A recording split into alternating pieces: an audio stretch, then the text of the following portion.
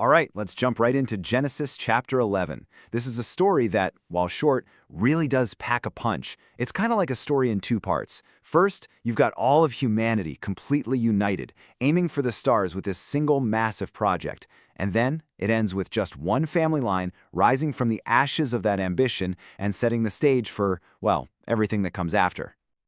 So the chapter kicks off with this really simple but incredibly powerful idea. I mean, just think about that for a second. A world with zero language barriers. Everyone understands everyone else perfectly. This is our starting line, a planet defined by total, absolute unity.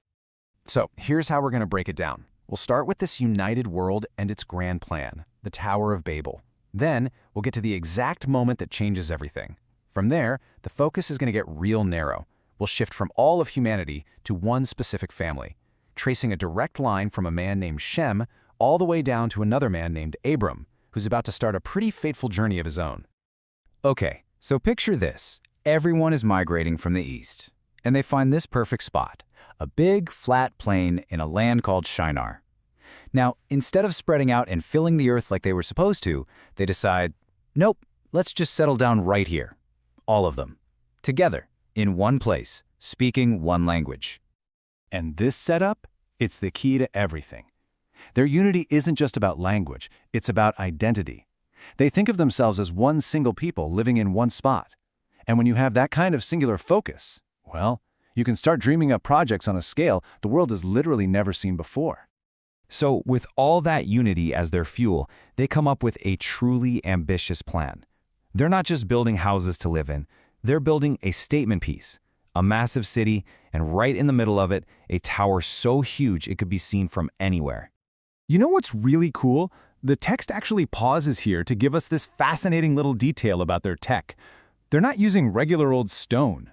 No, they're manufacturing their own materials. They're firing bricks to make them super strong and using asphalt, bitumen, as a kind of waterproof mortar.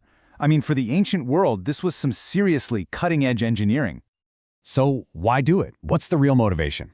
Well, it's a four-part plan. It starts with the building, sure, but the real reasons are way deeper.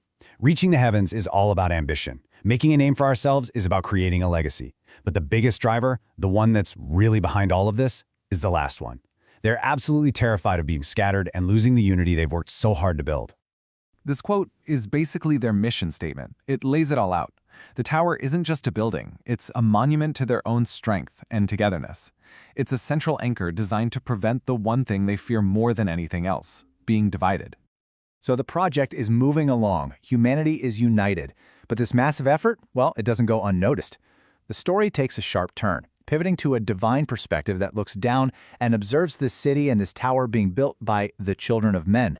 And this is the divine assessment of what's happening. And it's a truly remarkable statement about human potential. The idea is, because they are one people with one language, their ability to achieve whatever they can dream up is essentially limitless. Their ambition has no ceiling. And that observation is what triggers the intervention. And the result is a complete 180-degree reversal of where they started. Before, they were one people, one language, united and building something incredible.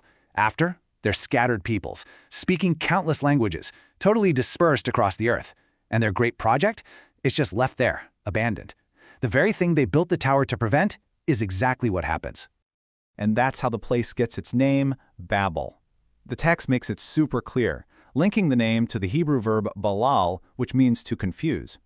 The city that was supposed to be the ultimate symbol of unity becomes forever known for confusion and division. And now the camera of our story, which has been on this wide shot of all of humanity, pulls back and then it zooms in, hard. The focus shifts dramatically from the many scattered peoples to just one person, a single family line. This is the pivot point of the whole chapter.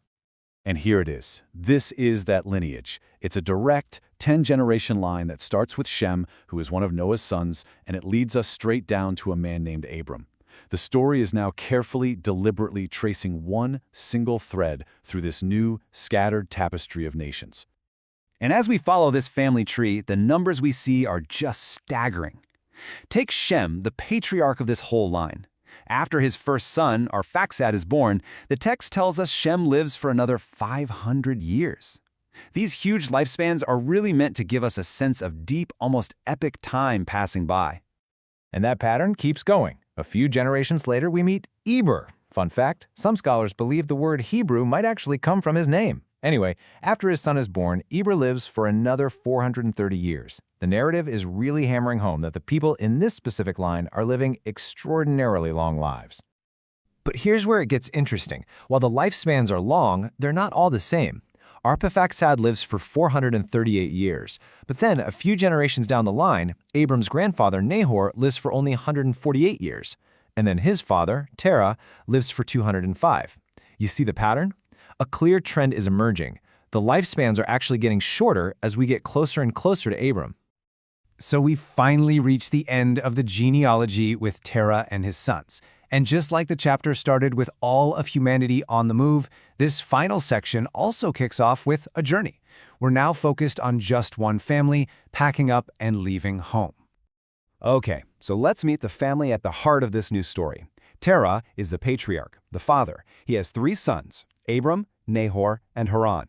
We find out pretty quickly that Haran has already died, but he left behind a son, Lot. So Lot is Terah's grandson. Then you have Abram, who is married to Sarai, and Nahor, who is married to Milcah. This is our core group that's going to drive the story from here on out.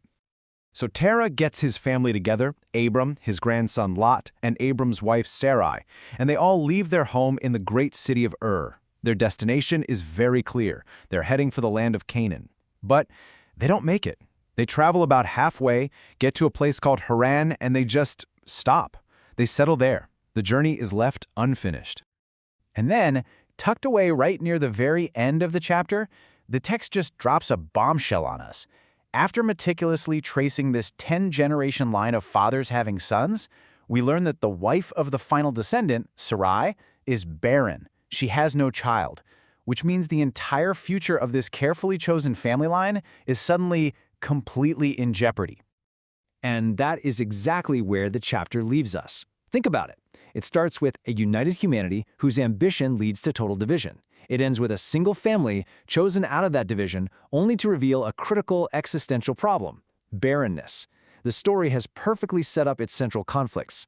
So the big question is, how can you possibly build a future out of division and a dead-end lineage? What happens next? Well, that's a question for the chapters to come.